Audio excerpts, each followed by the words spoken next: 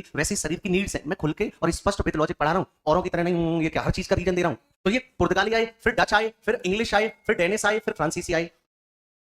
तो कहां पे सेटलमेंट करेंगे? भारतीयों के साथ? हमारा तो बस विदेशी में।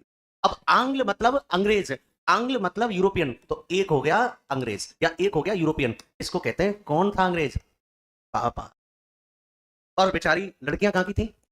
भारत की। अब ये 200 वर्षों तक ब्रिटिश ईस्ट इंडिया कंपनी आई, लॉर्ड क्लाइव आया, लॉर्ड डलहौजी आया, क्या ये अय्यासी नहीं करते होंगे? अरदकारी करता है, हर नेता करता है भैया। अब ये आई, अब महिलाएं कौन थी? भारतीय। तो एक हो गई भारतीय, और भारतीय कौन हो? मम्मी। अब इनसे जो रिजल्ट आया, यही रिजल्ट क्या है? Anglo Indian. एक ऐसा व्यक्ति जिसके पापा यूरोपियन हो, मम्मी इंडियन हो, उसको हम कहते हैं एंग्लो इंडियन। चूंकि जब हम 1947 में आजाद हो रहे हैं, उस वक्त भारतीय में ऐसी पॉपुलेशन थी, और जब ऐसी पॉपुलेशन थी तो उनका प्रतिनिधित्व करने के लिए हमने लोकसभा में कितनी सीटें दे दी? 2। समझना, आज 75 साल, 76 साल, 77 साल आजादी के हो गए, आज इंडियन की शादी इंडियन से ही हो रही है, रिजल्ट भी इंडियन आ रहे हैं। हाइब्रिड बीज तो है नहीं। और ये जो एंग्लो इंडियन है, ये हाइब्रिड है कि एक अंग्रेज एक भारतीय। अब आप प्रियंका चोपड़ा जैसा को छोड़ दो कि निक जॉन से शादी कर ली, वो अपवाद है। जब आज पॉपुलेशन एंग्लो इंडियन की है ही नहीं या नाम मात्र के बराबर है, तो प्रतिनिधित्व या रिप्रेजेंटेशन क्यों दे? इसलिए हमने 104 कॉन्स्टिट्यूशन अमेंडमेंट किया और 2020 में रूल बना दिया कि अब आगे से एंग्लो इंडियन को नॉमिनेट नहीं किया जाए। 2 एंग्लो इंडियन सीट होती थी लोकसभा में, 1 एंग्लो इंडियन सीट होती थी विधानसभा में, लेजिस्लेटिव असेंबली में। अब इनको कोई मनोनीत नहीं करेगा। एंग्लो इंडियन का कंसेप्ट, जिनके पापा विदेशी हो, यूरोपियन हो, मम्मी भारतीय हो, उसको एंग्लो इंडियन कहते हैं। पुर्तगाली कंपनी का एक वायसराय था अल्बुकर्क, और अल्बुकर्क ने वाकायदा मीटिंग करके ये रूल बना दिया था कि पुर्तगाली लोग भारतीय महिलाओं से शादी करें और दवा के बच्चे पैदा करें, क्योंकि यहाँ जितनी ज्यादा पुर्तगालियों की पॉपुलेशन बढ़ेगी, हमारी डोमिनेंसी बढ़ेगी। बाकायदा मीटिंग करके पुर्तगाली कौन हो गया? पुरुष। महिला कहां की हो गई? भारतीय। अब भैया 7 समुद्र पार से पुर्तगाल की राजधानी लिस्बन से जो इंडिया में आ रहा है, ये तो है नहीं वाइफ की याद आ रही है तो तुरंत चला जाएगा, तो भैया व्यवस्था तो यही बनाएगा ना। इसलिए जो बच्चे पैदा हुए वो एंग्लो इंडियन कहलाए। Yes and no. Parliament chapter में आएगा ये और डिटेल में, टेंशन मत। एक एक बात स्पष्ट हो रही है? अरे बोले यार, समझ। अब देखिएगा 104 कॉन्स्टिट्यूशन अमेंडमेंट 2020 के माध्यम से वर्तमान में इस प्रावधान पे क्या है? रोक है। अब आगे से हमने कोई मनोनीत नहीं किया एंग्लो इंडियन। आर्टिकल 85 के तहत राष्ट्रपति संसद के किसको बुलाते हैं? Session of parliament. तो संसद के सेशन को कौन बुलाएगा? प्रेसिडेंट, राष्ट्रपति। जो उसकी पावर पढ़ रहे हैं हम, मेरे भाई मैं पार्लियामेंट चैप्टर में पढ़ाऊंगा बड़े मोहब्बत से। इस संसद के 3 सत्र होते हैं। There is a 3 session of parliament. कितने सेशन होते हैं? 3 सेशन होते हैं। The first one is budget session. कौन सा? बजट सेशन, बजट सत्र। The second one is monsoon session, monsoon सत्र। समझना, मौसम की तरह तुम भी बदल तो ना जाओगे। और तीसरा है शीतकालीन सत्र, विंटर सेशन। सारे के सारे साथी बताओ एक सेशन कितने होते हैं पार्लियामेंट के? मेरे भाई पार्लियामेंट के 3 सेशन होते हैं। इनको बुलाता कौन है? राष्ट्रपति। और इनके समापन की घोषणा कौन करेगा? राष्ट्रपति। कि मैं द्रौपदी मुर्मू बजट सेशन को बुलाने का आह्वान करती हूँ। आह्वान मतलब बुलाना, टू कॉल। मैं द्रौपदी मुर्मू, अभी जो संसद चल रही है, पार्लियामेंट चल रही है, अभी वो विंटर सेशन है, नवंबर दिसंबर वाली। ये आएंगे इन सब पे पार्लियामेंट चैप्टर में। बस इतना जानो, क्या राष्ट्रपति के पास पावर है कि वह संसद के सत्र को बुलाए? क्या राष्ट्रपति के पास पावर है कि संसद के किसी सेशन को समाप्त कर दे? तो समापन की घोषणा कौन कर देगा है? और बुलाएगा कौन? कोई दिक्कत? सारे साथी देखें, राष्ट्रपति संसद के सदनों को क्या कर सकता है? संबोधन, स्पीच दे सकता है। आर्टिकल 86 में स्पष्ट लिखा है। तो ये लोकसभा बैठी है, राज्यसभा बैठी है। प्रत्येक साल के पहले सेशन में, एवरी ईयर के फर्स्ट सेशन में, उस हाउस को संबोधन कौन करता है? राष्ट्रपति। बाकायदा द्रौपदी मुर्मू आएंगे, ये मेंबर ऑफ पार्लियामेंट बैठे तो वो स्पीच देंगे, जो उनकी पावर है वो ऐसा कर सकता, क्योंकि हम पढ़ रहे हैं पावर ऑफ प्रेसिडेंट। फिर आर्टिकल 87, पहली लोकसभा का संबोधन हमेशा कौन करेगा? तो जब भी लोकसभा की पहली बैठक होगी उसमें राष्ट्रपति स्पीच देगा, और प्रत्येक वर्ष के, एवरी ईयर के पहली सिटिंग, पहली बैठक को कौन स्पीच देगा? ये उनकी पावर है, ध्यान में रखना। आर्टिकल 111, राष्ट्रपति की बिना अनुमति के कोई कानून नहीं बनता, अतः इसमें वीटो पावर दी गई है। कौन सी? वीटो पावर दी गई। तो वीटो पावर मेरे दोस्त किस आर्टिकल में? 111। Yes and no. क्या प्रेसिडेंट के पास पॉकेट वीटो है? एब्सोल्यूट वीटो है? सस्पेंसिव वीटो है? क्या प्रेसिडेंट किसी बिल को पुनर्विचार के लिए लौटा सकता है? क्या राष्ट्रपति किसी पे ना तो हाँ कह रहा ना तो? क्या इसको पॉकेट वीटो कहते हैं? क्या पॉकेट वीटो को टेबल वीटो भी कहते हैं? समझना। तो मेरे भाई मैंने कल तीनों टाइप के वीटो आपको बताए कब कब हुआ। अब मैं आपको ये भी पढ़ाऊंगा कि राष्ट्रपति वीटो किस टाइप के बिल पे नहीं कर सकता, राष्ट्रपति वीटो किस टाइप के बिल पे नहीं कर सकता, इस चीज को आपको समझना है ना। तो अब एक बात बताइए, मैंने मम्मी को फोन किया और मैंने मम्मी से कहा मम्मी गर्लफ्रेंड लेके आ रहा हूँ। मम्मी ने कहा ले आ बेटा। तो पहले अनुमति किससे? अब मैं लेके पहुंच गया, मम्मी राइफल निकाल लाई। गलत बात है ना? ये बताओ, गलत बात है ना? अरे बोलो यार। अब देखो, जो बिल प्रेसिडेंट से पूछ के ही आते हैं उन पर कभी प्रेसिडेंट वीटो का प्रयोग नहीं कर सकता। ऐसे विधेयक जो राष्ट्रपति की पूर्व अनुमति से आते हैं उन पर राष्ट्रपति वीटो का पावर यूज नहीं कर सकता। तुम सिग्नेचर करने से मना नहीं कर सकते, क्योंकि भैया तुमसे है, तुमने ही तो मुझे अनुमति दी, पहले तुमने मुझे अनुमति दे दी, अब कह रहे हो नहीं, गलत बात है ना, बोलो ना, सिंपल सी चीज, या तो अनुमति मत दो, अरे बोलो ना, जबरदस्ती तो साले वो करते हैं जो इंसान नहीं होते। जैसे कहते हैं कि मर्द के कभी दर्द नहीं होता, दर्द उसी को होता है जो, ये रूल है। और इसी तुम्हारी टसन के चक्कर में आज तक पुरुष आयोग नहीं बना, और आज का पुरुष चिल्ला रहा है, मर रहा है, दर्द भी हो रहा है, लेकिन शिकायतें कहां दर्ज करें? तुम्हारे लिए महिला आयोग है, तुरंत जाओ वुमेन कमीशन, वहां पर सुनवाई होगी, तुम टसन में रहे नहीं। इसलिए कभी भी देखना, लड़के रो के लड़के ओके रोते हो क्या, रोना बहुत जरूरी है लाइफ में, रोगे अकेले में कभी कभी रो लिया करो, हर 2 महीने में एनर्जी मिलेगी। जैसे कोई डेथ हो जाती है गांव में, आपने देखा होगा वहां सारी महिला रो रही होंगी, और आदमी, यार आदमी बहुत अच्छा था यार, समझ सारे के सारे साथी समझना कि कोई भी आदमी नहीं रो रहा होगा और ऐसे ही कहेंगे ये बहुत अच्छी पढ़ाता था, समझ रहा मेरे, और लड़कियां तो दीवानी थी उसकी, समझ, कोई तंबाकू बना रहा है, कोई गुटखा खा रहा है, अब आदमी मरा है, दुनिया रो रही है क्या? और दादाजी टाइप के जरा लो यार, वो अलग ही, हाँ आदमी तो अच्छा था भाई सब, वो नहीं रोएंगे क्योंकि वो मान के चलते हैं कि अगर हम रोएंगे तो कमजोर होंगे, ये सब रो लिया करो। ऐसे हमारे टीचर हमें स्कूल में मारते थे, तो लो लो, अब बगल में जिसको हम पसंद करते हैं वो भी बैठी है, बेइज्जती होगी, तो हेलो हेलो हेलो हेलो, अब जैसी लड़की चली गई, अरे यार इसको साला ये मारो, ऐसा ना, लड़कियों के सामने नहीं दिखाएंगे, रोना अच्छी बात है, कोई दिक्कत थोड़ी ना है, गले लग के रहो, क्या दिक्कत है, समझना सारे साथी, समझना। मैं अपने ऑफलाइन में पढ़ाता हूँ, तो ऐसे ही कुछ भी हुआ एक लड़की के साथ, तो वो आके रोने लग गई, आते ही हक कर लिया, रोने लग गई, सर मैंने ऐसे लगे रहो और बताओ, मैंने कहा हाँ और क्या हुआ था फिर, सर मैंने बस ऐसे लगे रहो बताते रहो, कोई दिक्कत नहीं। तो सिंपल सा कंसेप्ट है सबका, तो सारे साथी समझ लो। अगर मैंने आपसे परमिशन ली है तब आप सिग्नेचर करने से मना, तो सुनो, there is a 3 types of bill, the first one is simple bill, ordinary bill, साधारण विधेयक, दूसरा संविधान संशोधन कॉन्स्टिट्यूशन अमेंडमेंट बिल, और तीसरा है धन विधेयक मनी बिल। सारे साथी समझना, स्पष्ट कह दिया है कि सुन रहे प्रेसिडेंट जी बाबूजी कि तू कॉन्स्टिट्यूशन अमेंडमेंट बिल पर और मनी बिल पर वीटो का यूज नहीं कर सकता। कई बार क्वेश्चन आया है, मनी बिल क्या होते हैं, अभी हम पढ़ेंगे पार्लियामेंट चैप्टर में। सारे के सारे साथी बोलो money bill, constitution amendment bill, सारे साथी बोलो धन विधेयक, संविधान संशोधन विधेयक। तो बच्चा धन विधेयक पे कभी राष्ट्रपति वीटो का प्रयोग, क्योंकि धन विधेयक किससे पूछ के आता है, राष्ट्रपति से। मनी बिल आर्टिकल 110 में दिया है, किस में दिया है, संविधान संशोधन विधेयक आर्टिकल 368 में दिया है, किस में दिया है, 368। तो कम ऑन गाइस, साधारण विधेयक आर्टिकल 107, संविधान संशोधन विधेयक article 368, money bill article 110। Money bill में लोकसभा ज्यादा पावरफुल है, और मनी बिल में प्रेसिडेंट कुछ नहीं कर सकता, यस एंड नो। भैया कौन कौन से बिल पर प्रेसिडेंट वीटो का यूज नहीं कर सकता, कॉन्स्टिट्यूशन अमेंडमेंट बिल और मनी बिल। अच्छा मनी बिल किस आर्टिकल में, 110, संविधान संशोधन विधेयक 300, यस एंड नो। चलिए अब देखिएगा मेरे दोस्त, बड़े इश्क से बड़ी मोहब्बत से देखेगा। अब देखते हैं ordinance, ordinance power of president, अध्यादेश की शक्तियां। सबसे पहली चीज आपको ये पता होनी चाहिए कि राष्ट्रपति के अध्यादेश की शक्ति, ऑर्डिनेंस पावर ऑफ प्रेसिडेंट किस आर्टिकल में, 123, 1 2 3 आर्टिकल 123, यस नो। भैया अध्यादेश, अध्य प्लस आदेश, हम आपको आदेश देते हैं, और आदेश तब देते हैं जो मानना ही मानना है, ठीक है, रिक्वेस्ट, क्या तुम बता दोगी रिक्वेस्ट, हम आपको आदेश देते हैं, आप कॉपी लाइन, इसका मतलब वो मानना है। तो सबसे पहला कंसेप्ट ये सीखो कि अध्यादेश आएगा किस कंडीशन में। वॉइस थोड़ी सी बढ़ा दो मयंक बत्रा जी, वॉइस स्पष्ट है मेरी, सारा खेल तो आवाज का ही है, आवाज सुन लोगे तब भी सिलेक्शन हो जाएगा, अरे बोलो।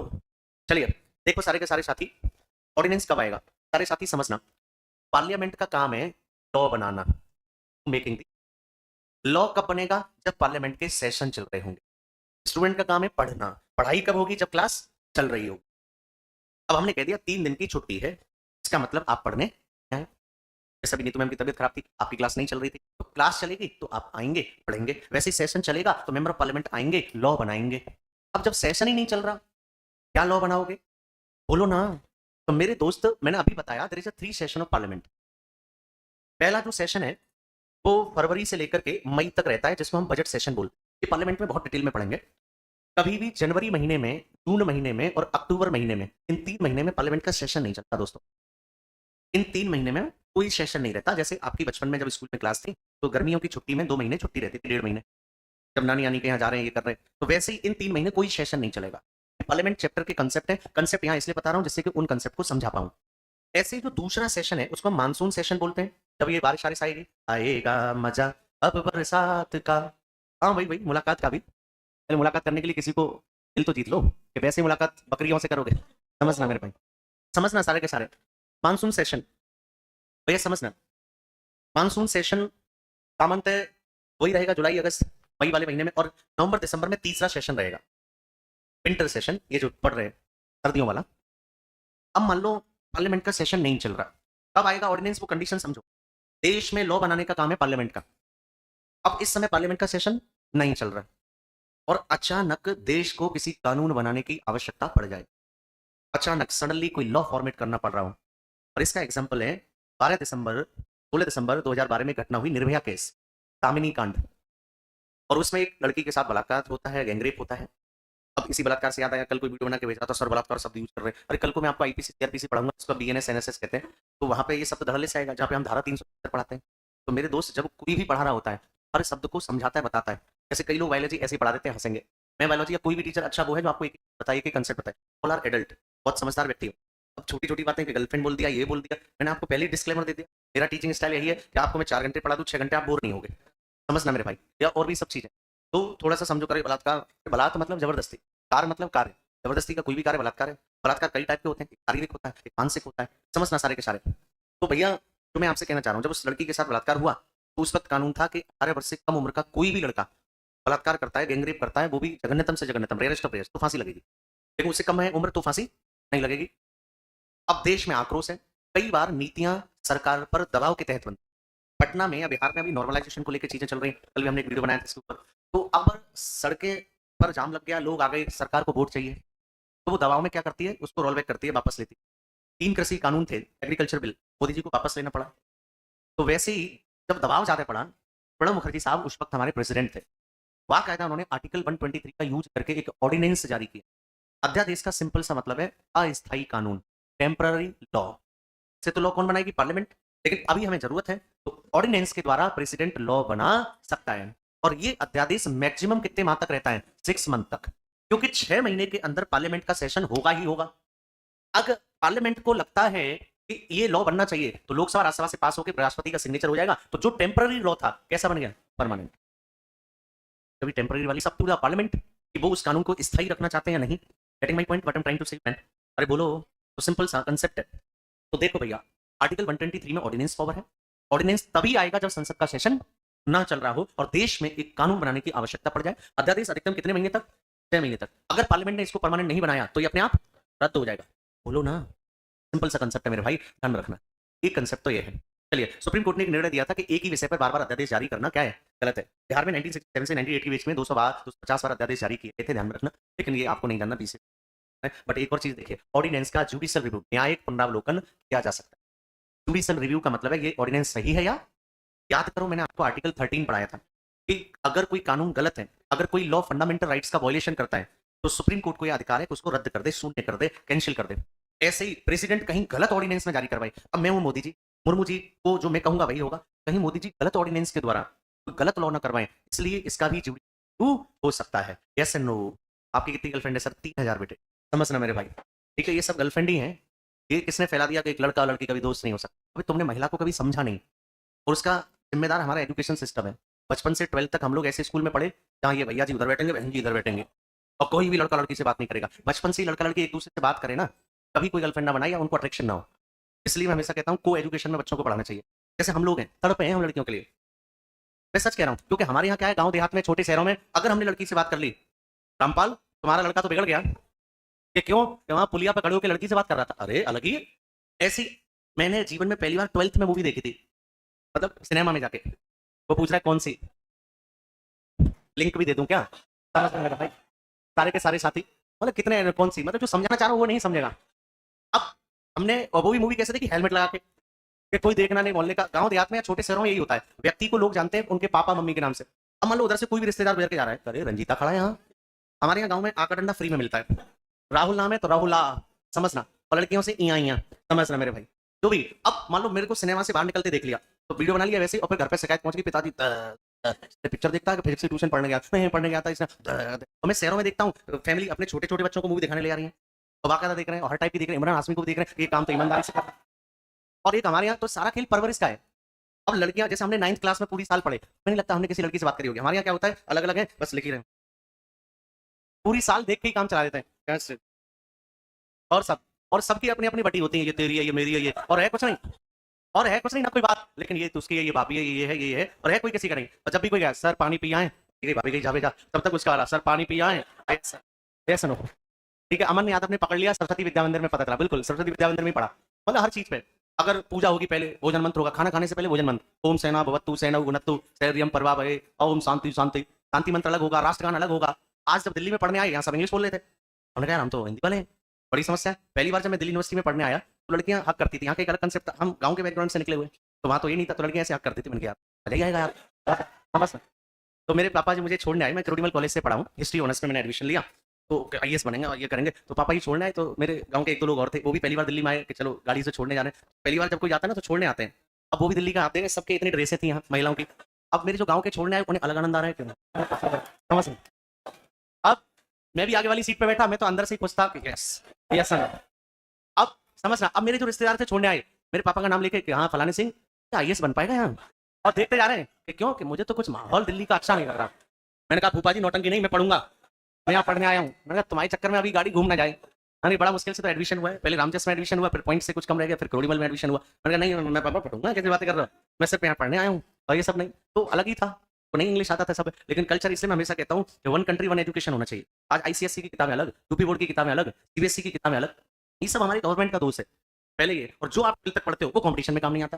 तुम सबने जब सीजीएल में यहाँ पे एडमिशन लिया केडी कैंपस में, तो समझ लो सबका लेवल एक है। अब रीजनिंग आपने जीवन में नहीं पढ़ा होगा 12 तक, ध्यान रखना, सिंपल सा कंसेप्ट है। यहीं आके देख रहे हैं क्लॉक कैलेंडर, पहले सीता फिर गई, सीता कहाँ गई, समझना मेरे भाई। राम ने डायरेक्शन चैप्टर्स पढ़ा होता तो सीता ढूंढ लेते, लेकिन नहीं पढ़ा था उत्तर पश्चिम ये सब, तो कंसेप्ट है, एजुकेशन सिस्टम में ही खामियां है। तो दिल जीतो लोगों का, और इस लाइक बनो, मैं हमेशा कहता हूँ कि इन्हें डर न लगे आपसे, ऐसी पर्सनैलिटी बनाओ। खैर, तो एक कंसेप्ट तो ये हो गया, तो अध्यादेश का न्याय पुनरावलोकन किया जा सकता है, जुडिशियल रिव्यू हो सकता है। अब थोड़ा सा देखना, एक और कंसेप्ट कल ये पढ़ा चुके हैं 72 वाला, एक कंसेप्ट ये है 143, बहुत इंपॉर्टेंट आर्टिकल है, कई बार एग्जाम में आया। आर्टिकल 143 के तहत प्रेसिडेंट सुप्रीम कोर्ट से किसी भी मामले में क्या ले सकते हैं, सलाह। सलाह आप किसी को कब दोगे, तो एक मिनट, कब दोगे सलाह? जब कोई मांग रहा हो सलाह, तभी भाई साहब देनी चाहिए सलाह, जब कोई मांग रहा हो। तो जब सुप्रीम कोर्ट से सलाह मांगेगा प्रेसिडेंट, तो सुप्रीम कोर्ट सलाह देगा, और सलाह का मतलब क्या होता है, माने या ना माने। मैंने कहा देखो भाई ये लड़का मुझे तो अच्छा नहीं लग रहा, फंसा लेगा तुम्हें। नहीं नहीं सर मुझे बहुत अच्छा लगता है, मैंने देख लो मेरी सलाह है। अब सलाह का मतलब है माने या ना माने।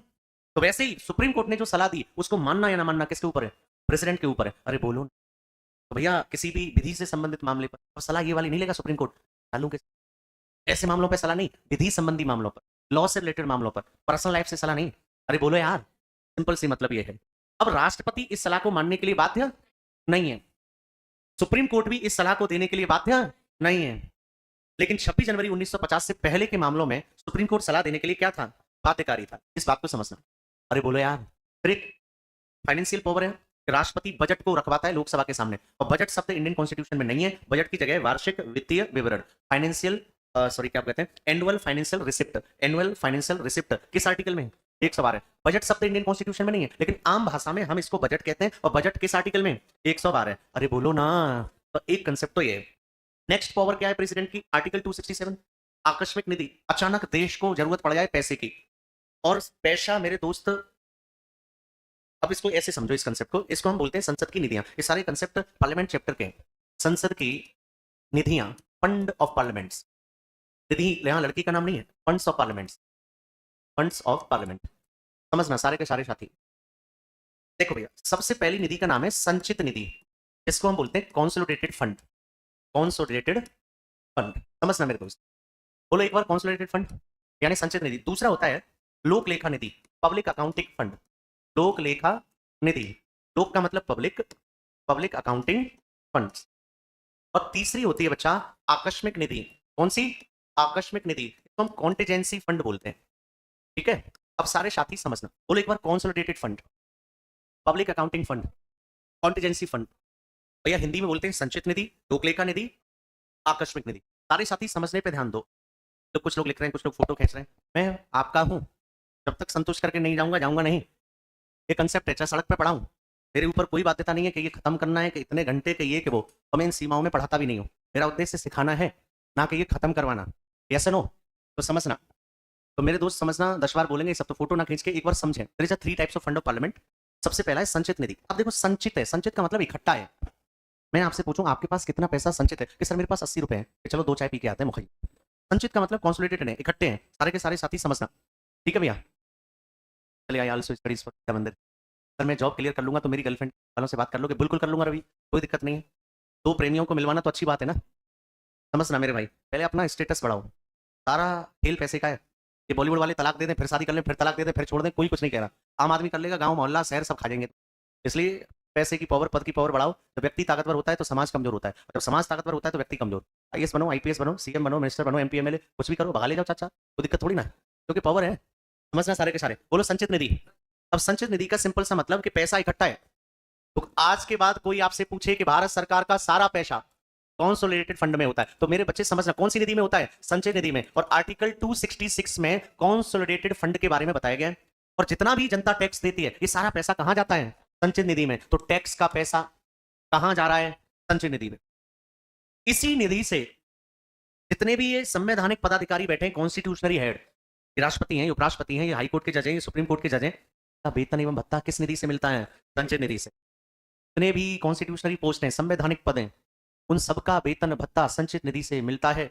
और जिस किसी का भी वेतन संचित निधि से मिलता है, उसका एक कंसेप्ट होता है कि उसके पद के दौरान किसी भी कीमत पर उसके वेतन भत्ते में कटौती नहीं की जा सकती, जिससे कि वो बंदा बिल्कुल फ्री होकर कार्य करे। क्योंकि जीवन में, लाइफ में भौतिक चीजें मायने रखती हैं। मैं तभी अच्छा पढ़ा पाऊंगा जब मुझे ये टेंशन ना हो मैं खाऊंगा क्या, पहनूंगा क्या, मेरे पास पैसा है कि नहीं। सिंपल सा कंसेप्ट है। भूखे पेट भजन ना होते। सुप्रीम कोर्ट का जज ज्यादा अच्छे से डिसीजन या काम तब कर पाएगा जब उसे इस बात की टेंशन ना हो कि मेरी नौकरी नहीं हटेगी, मुझे सैलरी मिलेगी। इसलिए सुप्रीम कोर्ट के जज को इंडिपेंडेंट कहते हैं, फ्री कहते हैं, सरकार का डर नहीं, क्योंकि उन्हें पता है कि मेरे पद पर रहते मेरी सैलरी और मुझे कोई ये नहीं कर सकता।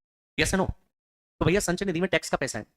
और जब भी भारत की सरकार कंसोलिडेटेड फंड में से पैसा निकालेगी तो उसको पार्लियामेंट से अनुमति लेनी होगी। You have to take permission from the parliament. समझना, देसी भाषा में मेरे अनुसार consolidated fund just like a पापा का एटीएम, जस्ट लाइक अ पापा का एटीएम। तमाम साथी ऐसे होंगे यहाँ जो दिल्ली के बाहर के होंगे, यहाँ पढ़ने आए हैं, तो तुम्हें जब आप आए होगे तो पापा ने अपना एटीएम दिया होगा। समझना, उस जमाने में एक ही होता था, आजकल तो तुम्हारे भी जनधन खाते में खुदवा रखे हैं कि 15 लाख आ जाएंगे, आएंगे नहीं, तो माइनस में चल रहा है। तो मेरे दोस्त समझना, जस्ट लाइक अ पापा का अकाउंट। अब इस एटीएम से पैसा निकालने के लिए किससे पूछना है? पापा यार 200 रुपए निकाल लूं, किताब लेनी है एक इंग्लिश की। तो ठीक है। अब वही एटीएम बियर की शॉप पे स्कैन कर दिया, ट्यूबर। पापा ने फोन किया, बेटा ये ट्यूबर किताब कौन सी है? अरे नहीं पापा, वो राहुल कर रहा था। बेटा कूटे जाओगे, मैसेज पहुंच गया ना वहां। तो सुनो, पापा के एटीएम से पैसा निकालने के लिए पापा की अनुमति चाहिए, परमिशन। वैसे ही कंसोलिडेटेड फंड में से पैसा निकालने के लिए किसकी अनुमति चाहिए?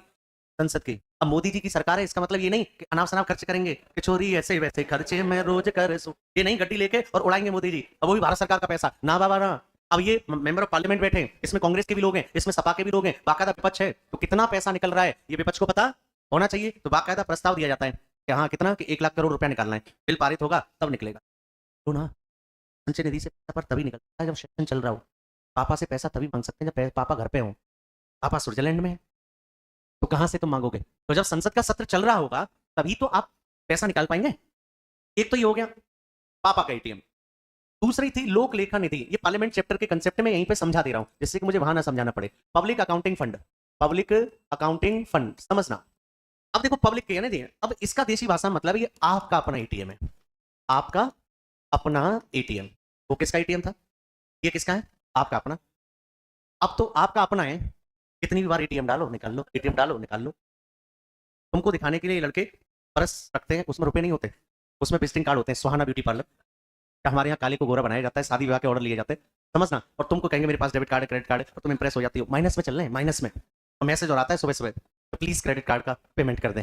लड़कियां कॉल और करती हैं, इनके इतने अच्छे दिन है, लड़की कॉल करेगी बैंक वाली कि सर आपने पैसे नहीं भरे। करे वो हटाओ और बताओ कैसी हो। कोई और तो है नहीं, तो उन्हीं से बात कर रहे हैं।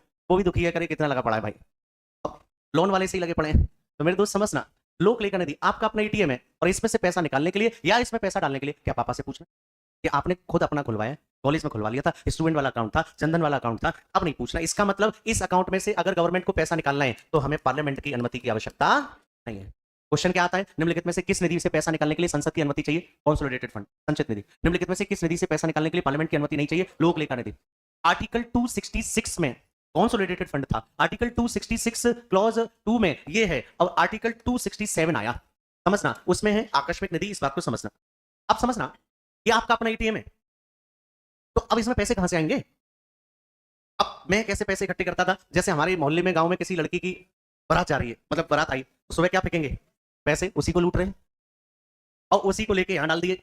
दूसरा, गांव देहात में पहले बैठने वाली दावत होती है और एंड में 10 का नोट दिया जाता है। अब हम गए बारात में, साला 20 बार बैठे, 2 बार तो फ्रेश होने चले गए और एंड में तो ये हालत थी, कोई कुछ मत पढ़तो, एंड में जो पैसा है वो बस दो। तो फिर होता है 10 रुपये, राम राम सा, 10 रुपये, राम राम सा, लाओ भैया। तो रंजीत यादव 15 बार बैठे, 150 रुपये इकट्ठे हो गए। यही तो गया आपका अपनी टीम। अब उस 150 रुपये से मैं कुछ भी करूँ, वैसे इस अकाउंट में से कितना भी पैसा निकाल ले मोदी जी की सरकार, कितना भी ये करे, इनको विपक्ष को नहीं बताना। अब इसमें पैसा कहाँ से आता है? जितनी भी गवर्नमेंट कंपनियां हैं उनका जो प्रॉफिट है, क्योंकि सरकार की कंपनियां हैं, बीएसएनएल, भेल, गेल, सेल, इन सब की प्रॉफिट कहाँ जाएगा? लोक लेखा निधि में। फिर नेपाल, भूटान, युगांडा, रवांडा, लोवांडा, इस टाइप के जो देश है गरीब, इनको हमने ऋण दे रखा है। उस ऋण की क्या आती है? ब्याज, इंटरेस्ट आता है। वो भी कहाँ जाएगा? लोक लेखा निधि में। अरे बोलो ना, तो भैया ये मेरा खुद का पैसा है, मैं कहीं भी खर्च करूं, तुम्हें कोई मतलब? बोलो ना। अरे बोलती नहीं। अरे नहीं सर, मुझे क्या मतलब है? भैया तुम्हें कोई मतलब? ये भी नहीं बोलेंगे। आज भी तबीयत ठीक नहीं है, थोड़ा सा मुस्कुराते रहें, मुस्कुराते रहेंगे, पॉजिटिव वाइब्स आएगी। अबे तुमसे नहीं कह रहा हूँ, तुम तो रोते हुए अच्छे लगते हो, समझना। अब वक्त चला गया महिलाओं का रोने का, इसलिए रोआ हुआ मत करो, मसरा करो, शपथ लो, रोएंगे नहीं, रुलाएंगे, समझना। क्योंकि हजारों वर्षों से इन्होंने आपका एक्सप्लॉइटेशन किया है। आपका सबसे बड़ा दुश्मन कोई और नहीं, पुरुष है। ये रेड लाइट पुरुष का प्रतीक है, ये मंगलसूत्र पुरुष का प्रतीक, तोड़ियां बिछियां आपका अपना कुछ नहीं है। और जब तक इनके लिए सजोगी, तुम्हारी तरक्की नहीं होगी। ये साजन मेरा उस पार है, मिलने को जिया बेकरार है। सजना है मुझे सजना के लिए ना, अपने लिए सजो, अपने लिए सजो, सजना के लिए नहीं। आपका अपना कुछ नहीं है, समझना मेरे भाई। तुम्हारा काम है मूल कर्तव्य पढ़ाए, फंडामेंटल ड्यूटी पढ़ाया है, और इसमें एक ड्यूटी क्या थी? ऐसी प्रथाओं का त्याग करें जो स्त्रियों के सम्मान के विरुद्ध हो। इसलिए घूरना नहीं है, देखना है। पढ़ा चुका हूं मेरे भाई। इसलिए आदि आबादी क्या कहती है, थोड़ा सा सुनेगा कि इस तरह से मुझे आप मत देखिए, ये लड़कियां कह रही हैं, सारे साथी समझ रहा, कि इस तरह से मुझे आप मत देखिए, भाव सूची नहीं हूं मैं बाजार की, और मेरी हर सांस में, और मेरी हर सांस में एक उपन्यास है, कोई कतरन नहीं हूं मैं अखबार की। कौन कह रही हैं? महिलाएं, आदि आबादी। और किससे कह रही हैं? पुरुषों से। इस तरह से मुझे मत देखिए, भाव सूची नहीं हूं मैं बाजार की, मेरी हर सांस में एक उपन्यास है, मैं कतरन नहीं हूं अखबार की। समझना सारे साथी, कि सिर्फ चेहरा ही सब देखते हैं यहाँ, नापते हैं कहाँ मन की गहराइयां। चेहरा ही देख रहे हो, वाह क्या लग रही है यार, समझना।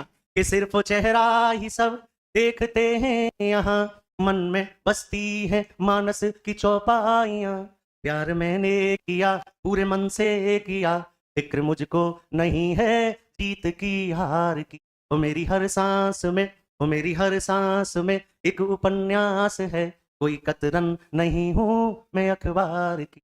इस तरह से मुझे तो देख सकते हैं आप, समझना। तो सारे के सारे साथी समझना जो मैं कहना चाह रहा हूँ, समझना है। तो दिल जीतना है, क्या करना है? ये नहीं कि लड़की तुम्हें देख के डर जा भाग जा, नहीं। मतलब इस तरीके से रहो कि तुम्हें देख के तुम्हारे साथ सेल्फियां खींचे, लोग आए मिलना चाहें, कि नहीं भग रहे। तो लोक लेखा निधि से पैसा निकालने के लिए क्या पार्लियामेंट की अनुमति चाहिए? क्योंकि ये क्या है? आपका अपना एटीएम। ये इसी कंसेप्ट से आपको चीजें ध्यान रखनी है भैया। तीसरा कंसेप्ट था आकस्मिक निधि, कॉन्टिजेंसी फंड, आकस्मिक निधि। अब देखो, सेशन नहीं चल रहा पार्लियामेंट का, पैसे की पड़ गई जरूरत, तो आकस्मिक निधि किसके अंडर में होती है? प्रेसिडेंट के। किसके अंडर में होती है? प्रेसिडेंट के। और जब जब देश को जरूरत पड़े पैसे की, लेकिन संसद का सेशन नहीं चल रहा, तो प्रेसिडेंट से कह के इस फंड में से पैसा निकाल लेते हैं। भारत सरकार ये नहीं कहेगी किसी से पैसा तो है ही नहीं, पानी की बोतलें किससे लाएं, कहां से काम चला लेंगे? आकस्मिक निधि। आकस्मिक मतलब अचानक बाढ़ आ गई, बाढ़ आ गई किसी राज्य में, एकदम कोरोना आ गया, पैसा चाहिए, राहत सामग्री देंगे, कंबल बांटेंगे, तो उन सबको पैसा यहां से निकाल लेंगे। किससे पूछ के? तो आकस्मिक निधि किसके अंडर में होती है? और इस निधि पर राष्ट्रपति वित्त सचिव, फाइनेंशियल सेक्रेटरी के माध्यम से कंट्रोल करता है। और जब वापस सेशन स्टार्ट होगा पार्लियामेंट का, तो उतना ही पैसा कंसोलिडेटेड फंड में से निकाल के कहां डाल देते हैं? इसमें। अरे यार इमरजेंसी मुझे पैसे की जरूरत, मैंने कहा 100 रुपये, मैंने इनसे ले लिया, जब मेरे हालात सही हुए मैंने इनको 100 रुपये लौटा दिया। तो जब जब देश में सेशन ना चल रहा हो, पैसे की जरूरत हो, तो आकस्मिक निधि से निकाल लेते हैं। आकस्मिक निधि प्रेसिडेंट के कंट्रोल में होती है, और जब सेशन चलने लगता है तो उतना ही पैसा कंसोलिडेटेड फंड, संचय निधि से निकाल के कहां डाल देते हैं? आकस्मिक निधि। कैसे नो भैया मुझसे शादी करोगी मूवी देखनी है, उसमें एक गुल्लक रखता है सलमान खान, कहता है ये बहन की शादी के लिए, ये माँ की आंखों के इलाज के लिए। आज भी हमारे और आपके घर वाले आकस्मिक निधि रखते हैं इमरजेंसी के लिए, कि ये पैसा बीमारी के लिए, एक्सीडेंट कुछ भी हो जाए, तो इसलिए उसको जमा करते रहते हैं। Yes and no. वैसे देश भी क्या करेगा? जमा करेगा। तीनों सेनाओं का सर्वोच्च कमांडर कौन होता है? राष्ट्रपति। युद्ध की घोषणा कौन करेगा? राष्ट्रपति। मुर्मू लड़ने नहीं जाएंगी आक्रमण, केवल अनाउंसमेंट करेंगी, समझना है। तो तुम बार बार कह देते हो मोदी है तो मुमकिन है, मोदी जी गोली चलाने गए थे, आर्मी गई थी, समझना है। तो तीनों सेनाओं का सर्वोच्च कमांडर मुर्मू है, ध्यान में रखना मेरे भाई। डिप्लोमेटिक हेड होते हैं, अंतरराष्ट्रीय संधि, इंटरनेशनल ट्रीटी पर ये सिग्नेचर करेंगे। जितने भी एम्बेसडर होते हैं, राजदूत होते हैं, उनकी भी नियुक्ति कौन करेगा? राष्ट्रपति करेगा, प्रेसिडेंट करेगा, एक एक बात मैंने यहाँ दे दी है। अरे बोलो ना, सिंपल सा कंसेप्ट। ब्रेक ले ले, चलिए ब्रेक ले लो, आप भी पराठे वराठे खा लो, मैं भी लपेट के आ जाऊँ। Thank you very much, love you guys, मैं अभी आ रहा हूँ थोड़ी देर में। जबकि मैंने अभी सिखाया दिल जीतना है, अब कह रहा है सर आपको टॉफी मिल रही है मुझे नहीं, साले दिल जीत, है ना। चलिए आगे सारे ले।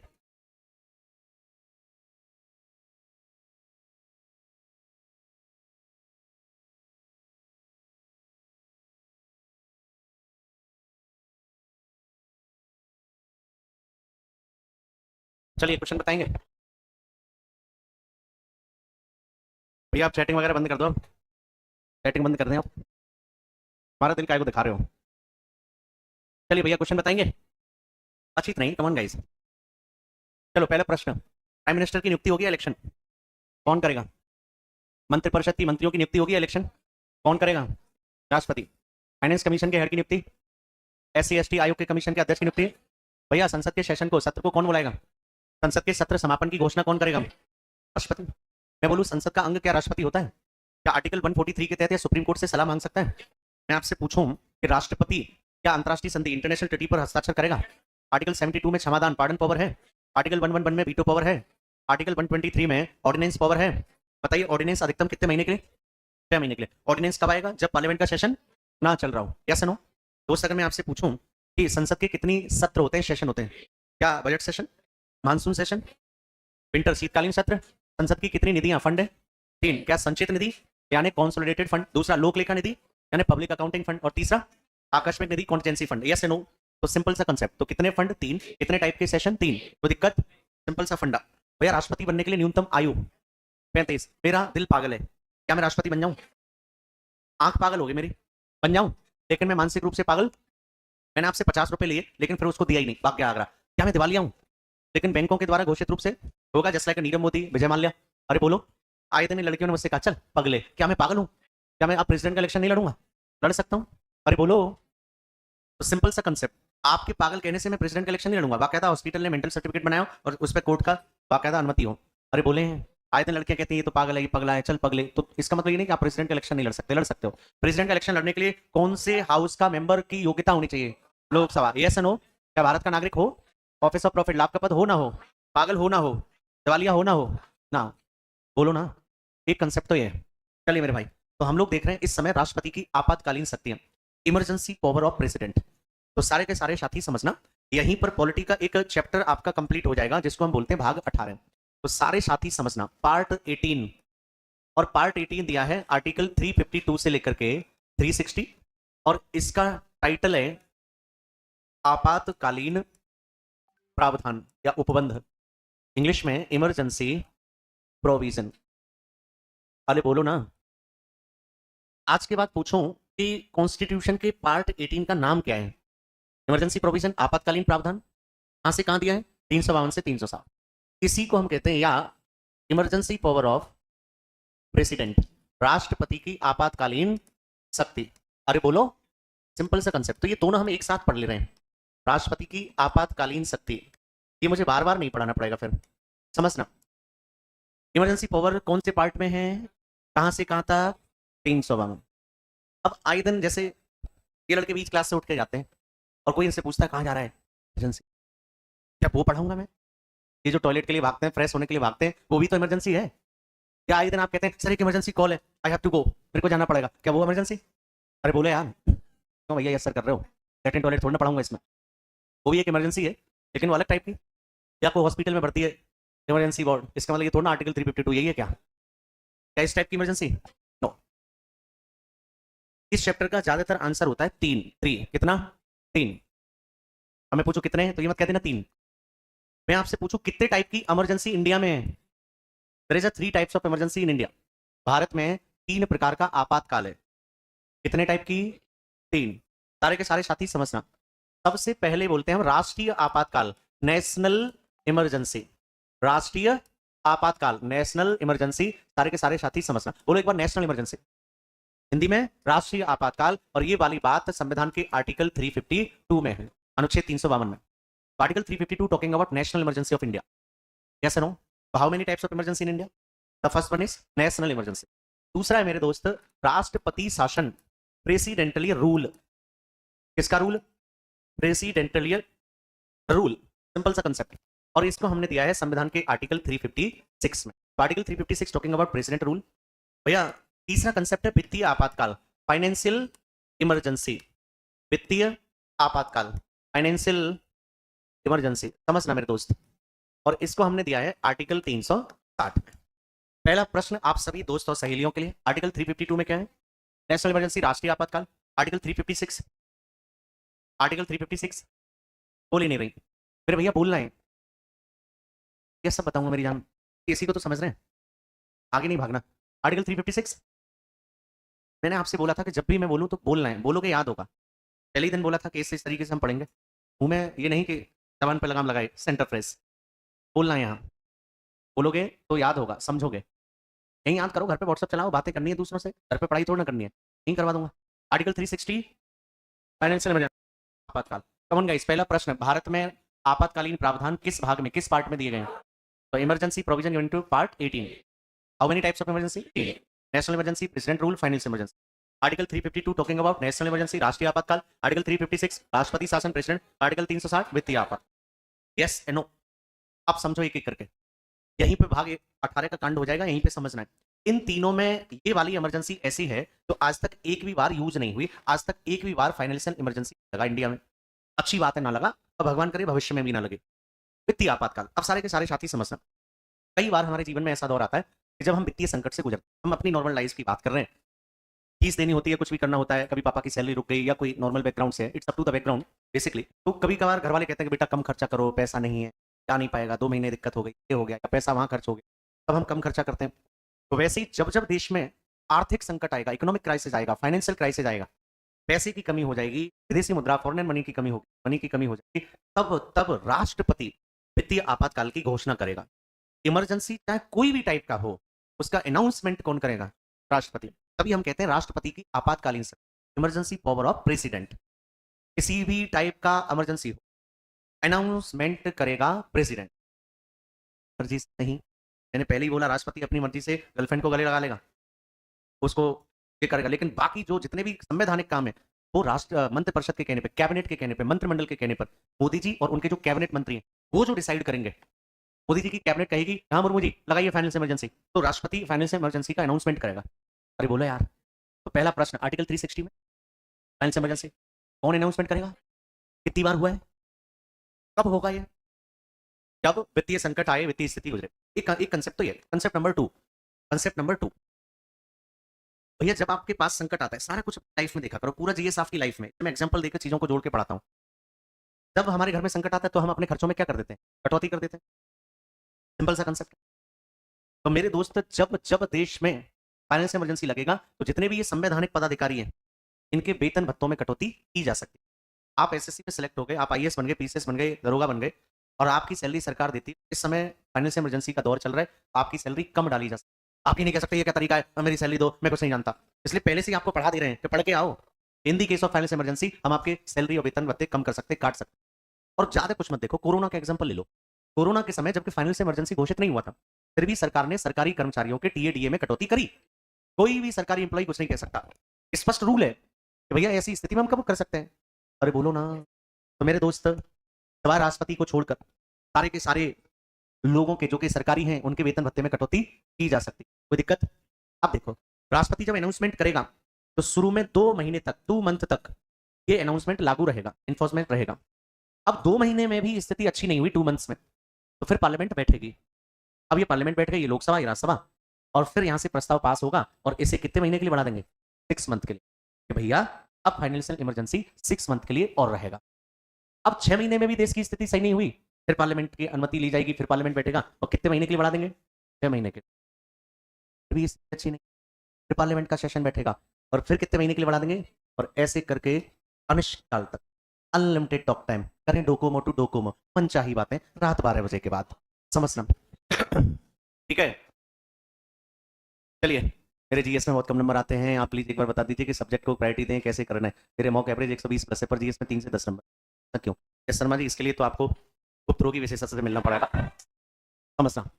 ठीक है, क्वेश्चन तो ऐसी भाषा में पूछ रहे हो मेरे भाई के क्या आप हैं परेशान, तो झिझके नहीं, बताएं, समझ लो। मेरी जान, मैं आपको बता दूंगा यस नंबर, मैं अभी केडी लाइव वालों से नंबर लेके आपसे कांटेक्ट कर लूंगा, ठीक है, क्योंकि ये 1 मिनट में नहीं बताया जा सकता, क्योंकि जीएस अथाह समुद्र है मेरे दोस्त। यस शर्मा मेरे दोस्त, मेरे भाई, ये समुद्र है, कैसे पढ़ना तो 1 मिनट में नहीं होगा, मैं आपको बताऊंगा, I tell you, don't worry, ठीक है। तो सारे के सारे साथी समझेगा। क्वेश्चन क्या बनेगा, निम्नलिखित में से वित्तीय आपातकाल अधिकतम कितने माह तक लागू रह सकता है? पहला ऑप्शन 6 मंथ, दूसरा ऑप्शन 1 साल, तीसरा ऑप्शन 3 साल, चौथा इनमें से कोई नहीं। आंसर नन ऑफ, क्योंकि ये अनिश्चित काल के लिए लगता है। अरे बात समझ में आई? पहला प्रश्न, आर्टिकल 360 में क्या है? Financial emergency. कितनी बार लगा? अब बोलो यार, कितनी बार लगा? अनाउंसमेंट कौन करेगा? अपनी मर्जी से या कैबिनेट के कहने पर? गुड। कब अनाउंसमेंट करेगा? जब देश में वित्तीय संकट हो। भैया कितने समय के लिए हो सकता है? ठीक है भैया, समझना। रामराज कह रहे हैं सर आपसे मिलने के लिए क्या करें, प्लीज बता दो। अब कोई महिला मित्र कहती तो मैं बताता हूँ, समझना। रणवीर भी, मुझे भी मिलना है, बाद में मिलना मेरे भाई, पहले पढ़ लो यार। तो सारे के सारे साथी बताइए कितनी बार लगाए फाइनेंशियल इमरजेंसी? नहीं, कोई दिक्कत? अब देखो, प्रेसिडेंटली रूल, शासन है इसका, राष्ट्रपति का, तोड़ो शब्दों को।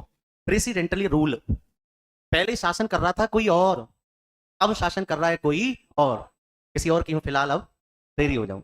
आखिर ये नौबत आई क्यों? तो पहले आपके जीवन में कोई और था, एग्जांपल दे रहा हूं, टच ही नहीं होना है। कल वहां पे पता नहीं कोई बैठा था, उनके साथ ऐसा हुआ था, पता ना, और यही थे। अच्छा, वहां से ट्रांसफर यहाँ हो गया, अब आज के बाद आपको टेंशन नहीं लेनी, समझ रहे हैं मेरे भाई?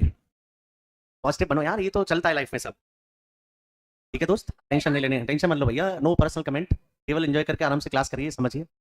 पर्सनल कमेंट केवल मैं कर सकता हूँ और तुम नहीं, ठीक है बाहुबली? तो सारे साथी समझना जो मैं आपसे कहना चाहता हूँ, रूल पहले किसी और का था, अब प्रेसिडेंट कर रहा है, तो कुछ तो ऐसा हुआ होगा, बोलो ना।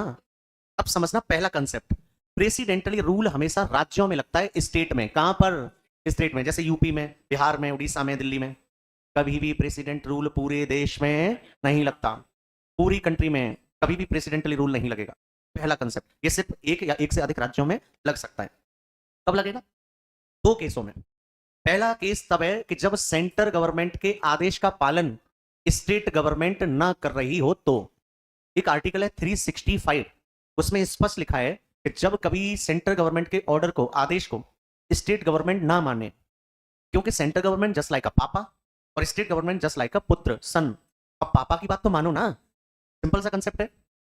अब ये नहीं कि पापा तो बैंड बजाएं, प्रिंसिपल हम बन जाएं, वो अलग बात है। सिंपल सा है, पापा की बात नहीं मान रहे, सेंटर गवर्नमेंट की बात नहीं मान रहे, तो सेंटर गवर्नमेंट ने कहा अच्छा हमारी बात नहीं मान रहे, ये लो प्रेसिडेंटली रूल। क्योंकि अनाउंसमेंट कौन करेगा? प्रेसिडेंट। किसके कहने पर? कैबिनेट। कैबिनेट का हेड कौन है? प्रधानमंत्री।